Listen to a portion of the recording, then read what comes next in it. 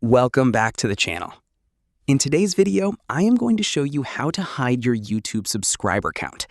If you have been looking for the option to make your number of subscribers private, this guide will help you understand where that setting used to be and what has changed recently.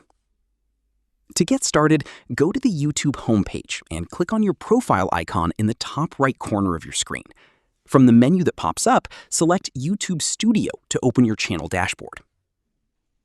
Once you are inside YouTube Studio, look at the bottom left corner and click on Settings. This will open a new window.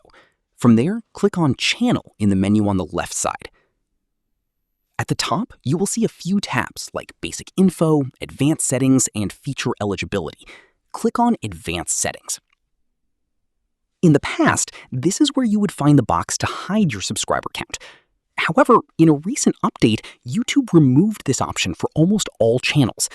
While a few accounts might still see the option, for the vast majority of users, it has been completely removed as part of YouTube's latest platform changes. That is everything you need to know about hiding your YouTube subscribers and the update that affected this feature. I hope you found this video helpful. If you did, please make sure to like, share, and subscribe for more easy tutorials. Thanks for watching, and I will see you in the next one.